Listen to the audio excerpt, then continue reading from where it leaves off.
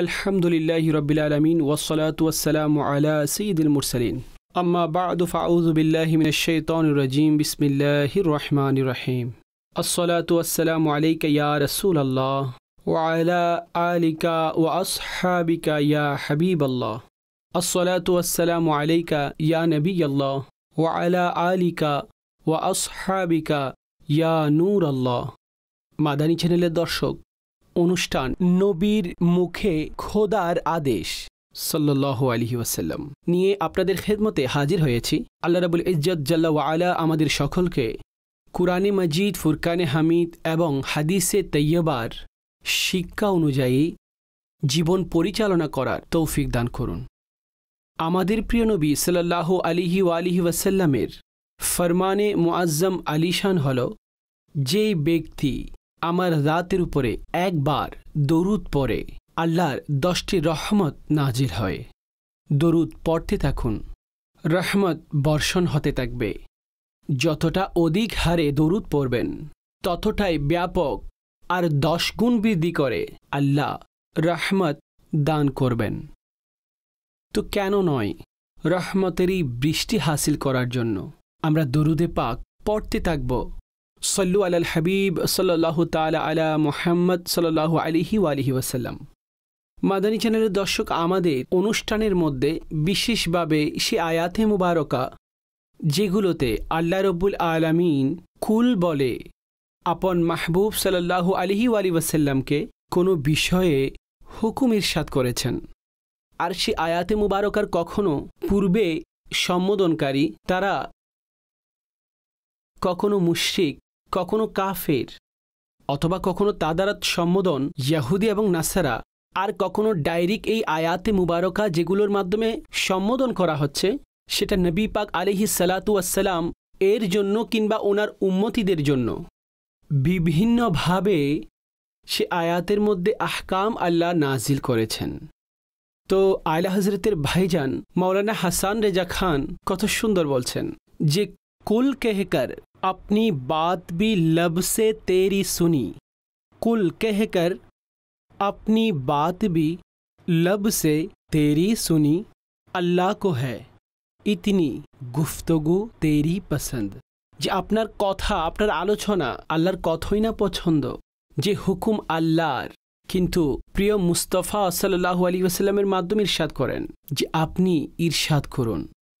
তো আজকের আমরা যে আয়াতে মুবারকা যেটাকে নির্বাচন করেছি সেটা হলো সূরায়ে ওয়ান-নাস, কুরআনে পাকের সর্বশেষ সূরায়ে মুবারকা, যার মধ্যে কুল বলে অনেক বিষয়ে আশ্রয় চাওয়া হয়েছে যে আল্লাহ এদের অনিষ্ট থেকে আমরা আশ্রয় গ্রহণ করছি। রব আজ্জা ওয়া জাল ইরশাদ করেন, বিসমিল্লাহির রহমানির রহিম, قل أعوذ برب الناس ملك الناس إله الناس من شر الوسواس الخناس الذي يوسوس في صدور الناس من الجنة والناس। ইরশাদ করলেন, কুল আপনি বলুন, হে মাহবুব আপনি ইরশাদ করুন। কি ইরশাদ করবেন? আউযু বিরব্বিন নাস, আমি সমস্ত মানুষের রবের আশ্রয় গ্রহণ করছি। মালিকিন নাস, সমস্ত লোকেদের বাদশাহ। ইলাহিন নাস, সমস্ত লোকেদের খোদা, সমস্ত লোকেদের মাবুদ। من شر الوسواس الخناس الذي يوسوس في صدور الناس। কোন বিষয়ের ব্যাপারে আশ্রয় চাওয়া হচ্ছে? ইরশাদ করলেন, বারংবার ওয়াসওয়াসা যিনি দেন, যে ঢেলে দেয় গোপন হয়ে যাওয়া এমন কিছুর অনিষ্ট থেকে আশ্রয় চাচ্ছি। সে যে লোকেদের অন্তরে ওয়াসওয়াসা ঢেলে দেয়। পরে বললেন, মিনাল জিন্নাতি ওয়ান নাস, জিন এবং মানুষের মধ্য থেকে এমন সমস্ত যে অনিষ্ট রয়েছে, হোক তা লোকেদের অনিষ্ট অথবা জিন্নাতের অনিষ্ট, এই সমস্ত অনিষ্ট থেকে আমি আল্লাহর কাছে নিষ্কৃতি প্রার্থনা করছি যে রব আমার হিফাজত করুন আর এদের থেকে আমাকে বাঁচান। এই সূরায়ে মুবারকা সূরায়ে নাস, এতে আল্লাহ রাব্বুল আলামিন মানুষের আজমত আর মানুষের গুরুত্ব বোঝানোর জন্য বিশেষভাবে আপন প্রতিপালক হওয়ার সম্পর্ক মানুষের সাথে অর্থাৎ ইরশাদ করলেন, কুল আউযু বিরাব্বিন নাস, লোকেদের রব ওনার আশ্রয় প্রার্থনা করছি। অর্থাৎ সমস্ত লোকেদের সৃষ্টিকর্তা, তাদের পালনকর্তা, তাদেরকে রিজিক দাতা সেটা আল্লাহরই জাত। তো এখানে এটি ইরশাদ করা হয়েছে। মনে রাখবেন এখানে শুরুতে বিরাব্বিন নাস বলা হয়েছে, অতঃপর মালিকিন নাস, তারপর ইলাহিন নাস। এখানে একটি ধারাবাহিকতা বর্ণনা করা হয়েছে।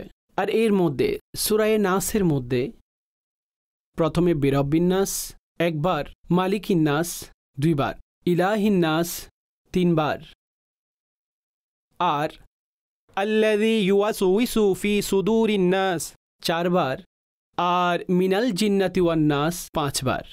তো আন-নাস অর্থাৎ লোকেদের ব্যাপারে যে আলোচনা হয়েছে, আর এই শব্দ আন-নাস সূরায়ে নাসের মধ্যে 5 বার ব্যবহার করা হয়েছে। উলামাগণ এটার অনেক সুন্দর হিকমত বর্ণনা করেছেন।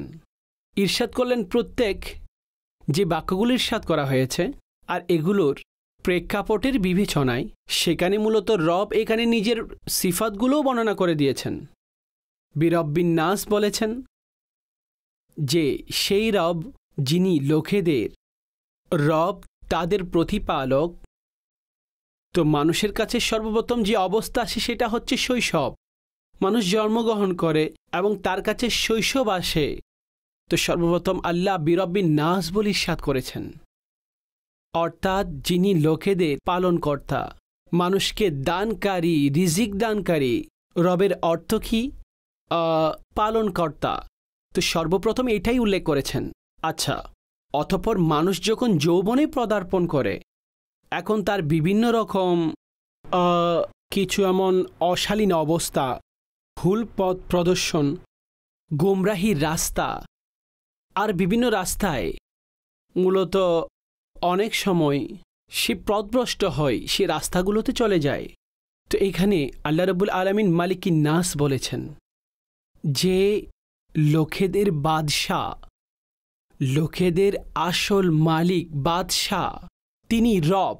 তো এটা মানুষের সে অবস্থার জন্য, যৌবনের জন্য শিক্ষা দিয়ে দিলেন যে তোমাদের রব আজ্জা ওয়াজালই বাদশাহ, ওনার কাছেই চলে আসো, ওনার বারগাহেই চলে আসো। এজন্য ইরশাদ করা হয়েছে আরেকটি সূরা মুবারকায়, ইয়া আইয়ুহাল ইনসানু মা গাররাকা বিরাব্বিকাল কারীম, হে মানুষ তোমাকে তোমার রব করিমের ব্যাপারে কোন বিষয়টি ধোঁকার মধ্যে ফেলে দিয়েছে।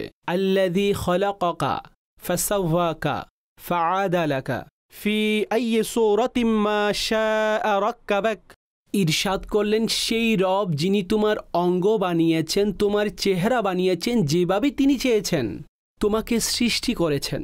হে মানুষ তোমাকে তোমার প্রতিপালকের ব্যাপারে কোন বিষয়টি ধোঁকার মধ্যে ফেলে দিয়েছে।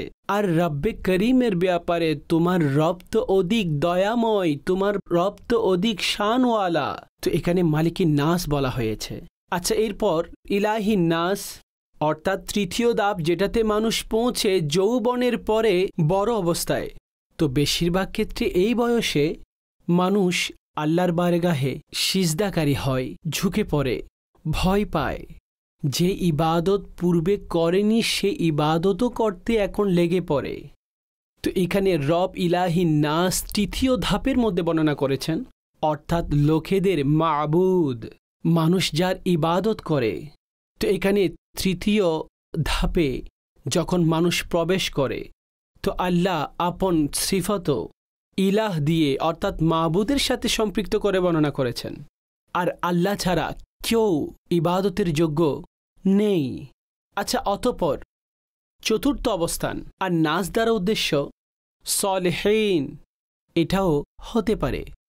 আর উদ্দেশ্য এটা দ্বারা এটাই যে শয়তান তাদেরকে বেশিরভাগ ক্ষেত্রে ওয়াসওয়াসা প্রয়োগ করে ইবাদত থেকে সরিয়ে দেওয়ার চেষ্টা করে। যে মানুষের অন্তরে ওয়াসওয়াসা ঢেলে দেয় সে শয়তান হয়ে থাকে। এটার মাধ্যমে সে মানুষকে ইবাদত থেকে ব্যাহত করে, মুখ ফিরিয়ে দেয়। তো এখানে এটা তার উদ্দেশ্য, এটাও নেওয়া হয়েছে। আর সর্বশেষে মিনাল জিন্নাতি ওয়ান নাস, এখানে সে অনিষ্টকারীদের অনিষ্ট থেকে আশ্রয় চাওয়া হয়েছে, যারা মানুষকে বিভিন্নভাবে কষ্টে ফেলে।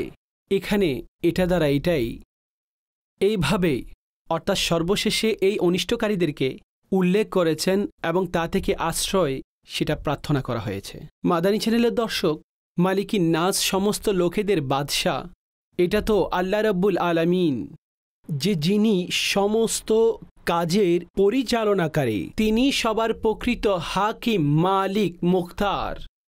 কেউ যদি হুকুমত কিংবা মালিকানা অর্জন করে তবে সেটা আল্লাহর পক্ষ থেকেই অর্জন করে, আর সব কিছুর মালিক তিনিই রব। আর বারবার কোরআনে আল্লাহ এই বিষয়টি উল্লেখ করেছেন, আল্লাযী লাহু মুলকুস সামাওয়াতি ওয়াল আরদ, যে সমস্ত জমিন এবং আসমানের মালিকানা সে রবের কাছে। আর ইলাহিন নাস, এটা আল্লাহর মাবুদ হওয়ার, সমস্ত লোকেদের প্রকৃত মাবুদ হওয়ার, রবই ইবাদতের যোগ্য। আর কেউ ইবাদতের যোগ্য নয় যারা মাযাল্লাহ আল্লাহর সাথে অন্য কাউকে ইবাদতের যোগ্য মনে করে অথবা তাদের মাবুদ জানে, তারা মুশরিক। আর শিরিক এমন বড় গুনাহ, যদি এটার উপর কোনো ব্যক্তির মৃত্যু হয় তো তার কোনো অবস্থায় আল্লাহ মাগফিরাত করবেন না। আর দুনিয়ার মধ্যে কেউ যদি সত্যিকারের অন্তরে শিরিক থেকে তওবা করে আর রব তার শিরিক কিংবা কুফরি এই সমস্ত বড় বড় গুনাহ এগুলো মাফ করে দেন। কিন্তু যদি কুফরি এবং শিরিক অবস্থায় কেউ চলে যায় কোনো মানুষ, অতঃপর তার মুক্তির এবং ক্ষমার কোনো মাধ্যম হবে না, কেননা জান্নাতে প্রবেশ ঈমানওয়ালাদের হবে, ঈমান ছাড়া কারও জান্নাতে প্রবেশ হবে না। যার অন্তরে সরিষা দানা পরিমাণও ঈমান থাকবে, পরিশেষে তাকেও আল্লাহ জান্নাতের মধ্যে প্রবেশ দান করবেন।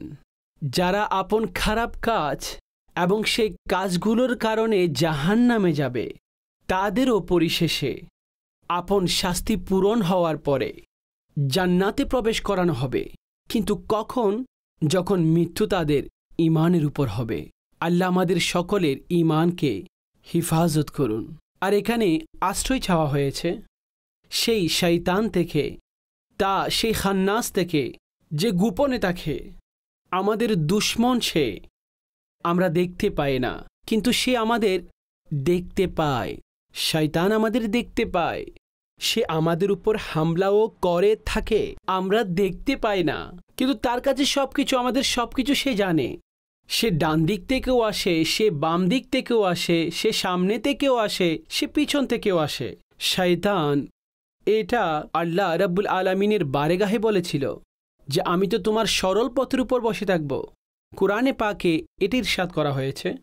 কুরআনে পাকে আল্লাহ রাব্বুল আলামিনের বারেগাহ থেকে যখন শয়তানকে বের করে দেওয়া হয়েছিল, তুমি বের হয়ে যাও, তুমি অহংকার করেছ, আল্লাহর হুকুমকে না মেনে আদমকে সিজদা করনি। তো শয়তান বলল আমি সরল পথে বসে থাকব, কেননা যেই মানুষ উল্টো পথে বসে শয়তান তাকে বিকৃতি করে না, কেননা সে তো নিজেই বিকৃত আছে, শয়তানি কাজ করছে। শয়তান তাদেরকেই বিকৃত করে যারা সরল পথে থাকে, তাদেরকে ডান দিক থেকে বাম দিক থেকে আগে পিছে কাছে আসে, তাদেরকে বিকৃত করার জন্য শয়তান চেষ্টা করে। শয়তান মরদুদ থেকে আশ্রয় আল্লাহর কাছে চাইতে হবে যে আল্লাহ আমাদের সকলকে হেফাজত করবেন। যে মানুষের ভেতরে উদ্রেক সৃষ্টি করে, তো আমি আরজ করছিলাম দর্শক, আমরা শয়তানকে দেখতে পাই না, শয়তান আমাদেরকে দেখে। আচ্ছা, রব আজ্জা ওয়াজাল তিনি শয়তানকে দেখেন। শয়তান দুশমন আর কখনো হতে পারে এই ভিত্তিতে যে সে অনেক বড় বড় ইবাদত গুজারদের উপরে হামলা করতে সক্ষম হয় আর তাদের মধ্যে বিকৃতি ঘটায়।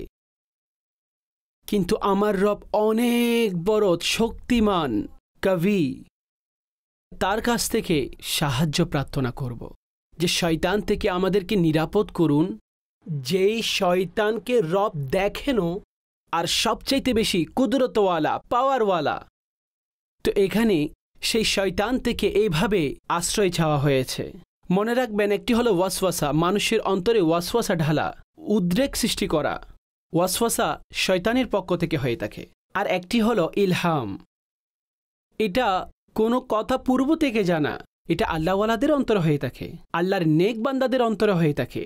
রব তাদেরকে উত্তমতার তৌফিক দান করেন, রবের পক্ষ থেকে ওনাদের সাহায্য হয়। এই আউলিয়ায়ে সালেহীন, উলামায়ে দিন, তাদেরকে খাস এই ধরনের কথা মিন জানিবিল্লাহ নসিব হয়ে যায়।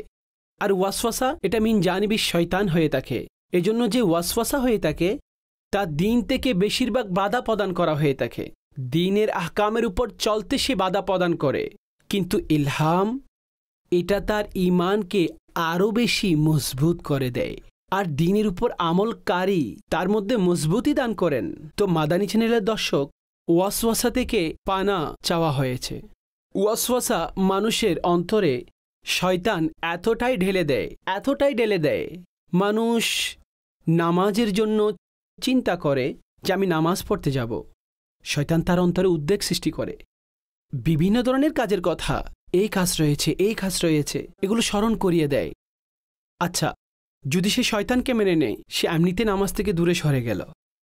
আচ্ছা, যদি সে শয়তানকে তাড়িয়ে দেয় আর চলতে শুরু করে ইবাদতের রাস্তায়, তো এখন শয়তান কি করে? এই ব্যক্তিকে ওযু এবং পবিত্রতার মধ্যেই পেরেশান করে। সে পাক নাপাকের মধ্যে ওয়াসওয়াসা ঢেলে দেয়। সে ওযুর বিষয়ে উদ্বেগ সৃষ্টি করে, আমার ওযু শুদ্ধ হয়নি, এটা হয়ে গেছে, এই বিষয় হয়ে গেছে। তো এটা শয়তানি ওয়াসওয়াসা। উলামাগণ লিখেছেন স্পষ্টভাবে যে যার এই ধরনের ওয়াসওয়াসা আসে তার কাজ হচ্ছে এটি যে সে মনোযোগই দিবে না সেদিকে। যদি এ বিষয়ে মনোযোগ দেয়, এগুলোকে গুরুত্ব দেয়, তো শয়তান তো এখানে জিতে গেল এভাবে। আর যখনই কেউ পেরেশান হয়, শয়তান তাকে আরও বেশি পেরেশান করে। তো তা থেকে নিজেকে বাঁচাতে হবে, এখান থেকে নিজেকে বের করতে হবে যে শয়তানের ওয়াসওয়াসা থেকে বাঁচো আর মনোযোগ সেদিকে দিবে না। আচ্ছা, যদি ওযু ঠিকভাবে করে নেয় মানুষ, সঠিকভাবে মসজিদে আসে, শয়তান এতেও গোলযোগ সৃষ্টি করে।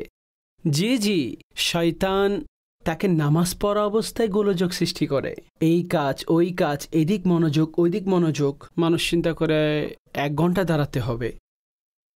আজকাল নামাজ মানুষ পড়ে, তারাবিও মানুষ পড়ে, যেখানে জামাতে হয় সেখানে জামাতে পড়ে, একাকী পড়ে, কিন্তু লম্বা নামাজের মধ্যেও শয়তান উদ্রেক সৃষ্টি করে। আমাদের তো ফরজের মধ্যে এতটাই উদ্রেক, খেয়াল চলে আসে কাজ কর্ম অন্যান্য বিষয়ে।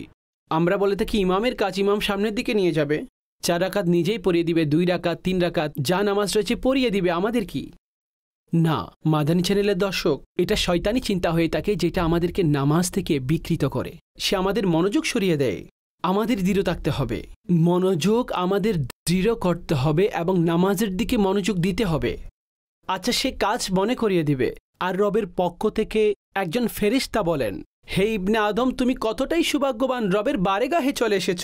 এখন তুমি দুনিয়াবি কথা চিন্তা করছো, কেননা নিজের মনোযোগকে রবের দিকে করে নিচ্ছ না। যদি মানুষ তাকে সরিয়ে দেয় এবং এদিকেই মনোযোগ দেয়, তো যেভাবে সে চেষ্টা করবে এবং আল্লাহ তার সাহায্য করবে, তার সমস্যার সমাধান হয়ে যাবে। কিন্তু যখন সে শয়তানের দিকে মনোনিবেশ করে, তো 3 বার রহমতে ইলাহি তাকে ডাক দেয়, অতঃপর তাকে তার অবস্থানে ছেড়ে দেয়, আর সেই মানুষ বিকৃত থেকে যায় আল্লাহর রহমত থেকে।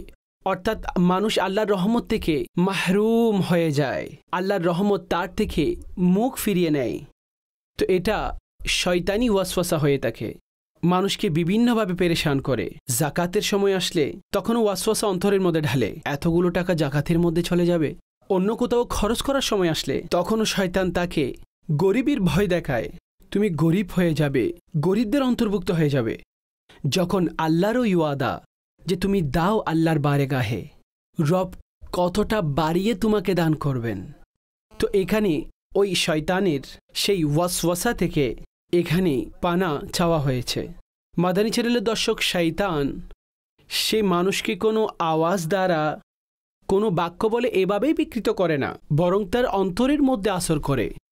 তার অন্তরের মধ্যে বিভিন্ন রকমের খেয়াল, খারাপ জিনিসকে ভালো দেখায়। আর যখন তাকে বিকৃতির মধ্যে ঢেলে দেয়, বিভিন্ন ধরনের বাহ্যিক গুনার মধ্যেও ফেলে দেয়। জি, মানুষকে অহংকারের মধ্যেও ফেলে দেয়, মানুষকে দুনিয়াবি ভালোবাসায় ফেলে দেয়, রিয়াকারীদের মধ্যে অন্তর্ভুক্ত করে। এই কারণে যে শয়তানের বড় বড় হামলা রয়েছে, আমাদের শায়েখ আব্দুল কাদের জিলানী রহমতুল্লাহি তাআলা আলাইহি, ওয়ালিদের সরদার, তিনি ইরশাদ করেন যে আমি জঙ্গলের মধ্যে ছিলাম, তো একবার আলোকবর্তিকা আসলো আসমান থেকে। আরেকটি আওয়াজ আসলো যে হে আব্দুল কাদের, আমি তোমার রব, আর আজ থেকে সমস্ত হারাম কাজ তোমার উপর হালাল করছি। তিনি বলেন যে আমার অন্তরে এই চিন্তার সৃষ্টি হলো যে এটা এভাবে নবীদের জন্য তো এই ধরনের হুকুম আসেনি। যে জিনিসটি হারাম সেটা হারাম, যেটা হালাল সেটা হালাল। ফরজসমূহ শেষ হয়ে যায়নি, নবীদের মাধ্যমে শেষ হয়নি, তো আমার দ্বারা?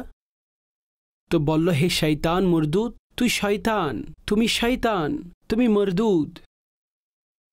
তখন সে দ্বিতীয় হামলা করল আর বললেন, হে আব্দুল কাদের জিলানী, আমি তোমার আগে অনেক ওলিদেরকে এটা বলে বিকৃত করেছি, তোমাকে তোমার এলমেই বাঁচিয়ে দিয়েছে। অর্থাৎ এলমের কারণে অহংকার এবং গর্ববোধের মধ্যে মাযাল্লাহ এটাও শয়তানই ঢেলে দেয়। জি, তো বলল তোমাকে তোমার এলমেই বাঁচিয়ে নিয়েছে।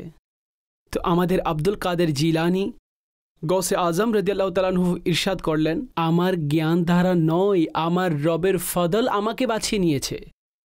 তো যখন মানুষের নেকির সুযোগ হয় তখন রবের দিকে সম্পর্ক হয়। মা আসাবাকা মিন হাসনাতিন ফামিন আল্লাহ ওয়া মা আসাবাকা মিন সাইয়্যাতিন ফামিন নাফসিক। ইরশাদ করলেন, তুমি যা উত্তমতা লাভ করো সেটা আল্লাহর পক্ষ থেকে, আর যা তোমার কাছে অনিষ্ট পৌঁছে, মন্দ পৌঁছে, তো সেটা নফসের বিষয়। সব কিছুই আল্লাহর পক্ষ থেকে হয়ে থাকে, কিন্তু সেগুলোকে নিজের নফস, নিজের আমলের দিকে সম্পর্ক করার জন্য আমাদেরকে হুকুম দেওয়া হয়েছে। তো এখানে আমি আরজ করছিলাম, বড় বড় বুজুর্গদের সাথেও এমন হয়েছে যে শয়তান বিভিন্নভাবে তাদেরকে বিকৃত করার চেষ্টা করেছিল। বনি ইসরায়েলের একজন ইবাদত গুজার ছিল, বসেছিল, মেঘ তাকে ছায়া দিত। এক গুনাহগার ব্যক্তি সেদিকে গমন করলেন, বললেন, যিনি আল্লাহর নেক বান্দা, কেন আমি ওনার কাছে বসব না? ওনার কিছুটা আমি সোহবত পেয়ে যাব। সে যখনই তার দিকে অগ্রসর হলো, অন্তরে খেয়াল আসলো, তওবাও করেনি, রবের কাছে ক্ষমাও প্রার্থনা করি। যখনই সামনে গেল, তো সেই ব্যক্তি বলল যে আমি ইবাদতের মাধ্যমে এত বড় মকাম মর্যাদা অর্জন করেছি যে আমার উপর মেঘমালার ছায়া দিচ্ছে, সমস্ত লোক রোদের মধ্যে আমাকে ছায়া প্রদান করা হচ্ছে, আর তুমি এখান থেকে উঠো, তুমি এখানে এসে বসে গেলে। যখন তাকে পাঠিয়ে দিল সেখান থেকে আর উঠিয়ে দিল, তো মেঘের ছায়াও সে ব্যক্তির সাথে চলে গেল। সেখানকার নবীর কাছে ওহী আসলো যে তাকে বলুন যে সে শুরু থেকে আমল করুক, কেননা ইবাদত গুজারের অন্তরে অহংকার চলে আসলো, যার কারণে সমস্ত ধরনের ইবাদত নষ্ট করে দিল, বিনষ্ট হয়ে গেল। আর তার অন্তরের মধ্যে তওবার দিকে আকাঙ্ক্ষা সৃষ্টি হলো, সত্যিকারের তওবার নিয়তে তার সামনে বসেছিল। তো রব এই কারণে তার গুনাহগুলোকে মাফ করে দিয়েছেন। তো মাদানী চ্যানেলের দর্শক, আমি আরজ করছিলাম যে শয়তান যে নেকি যে মানুষ করতে কামিয়াব হয়ে যায়, তো এখন শয়তানের কুমন্ত্রণার মাধ্যমে সে সেগুলো ধ্বংস করার চেষ্টা করতে থাকে। কাউকে লোক দেখানোর মধ্যে প্রবেশ করিয়ে দেয়, কাউকে ইহসান স্মরণ করিয়ে দিয়ে তার সদকা নষ্ট করে দেয়। তো এই জন্য শয়তান সে তো দুশ্মন।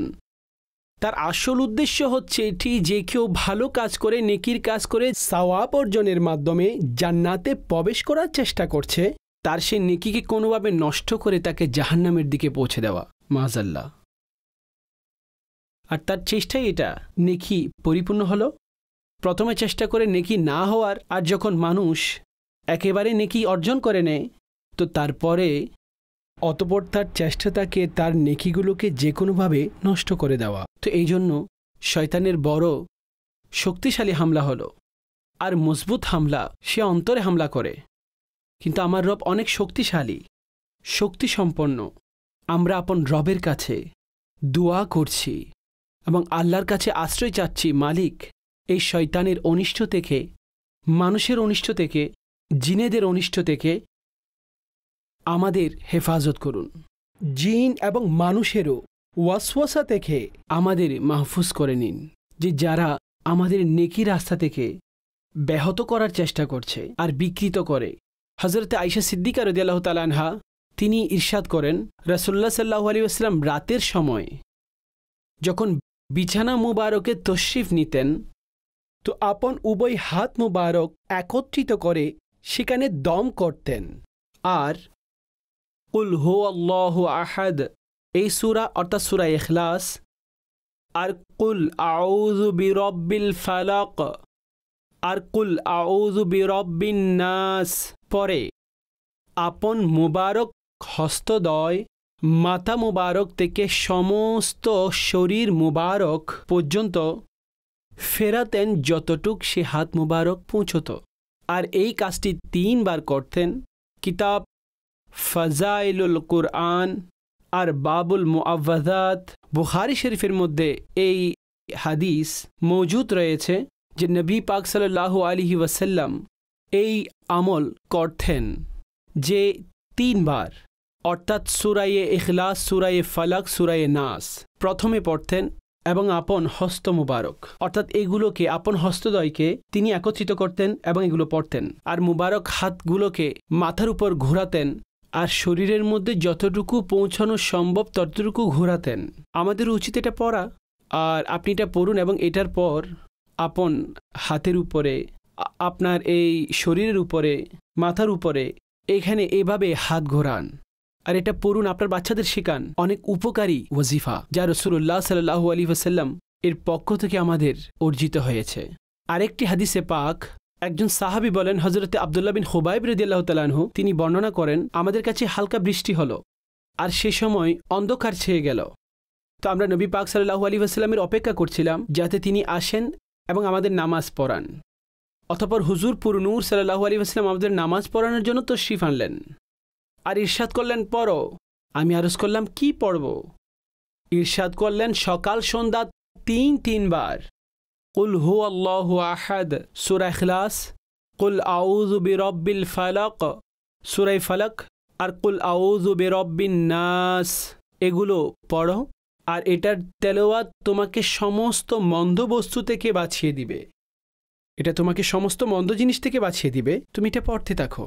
তো এখানে 3টি সূরা, অনেক মোবারক সূরা। সূরা ইখলাসকে তো 3 বার পড়া, আলাদাভাবে এটার পুরো কোরআন পড়ার সওয়াব এখানে পাওয়া যায়।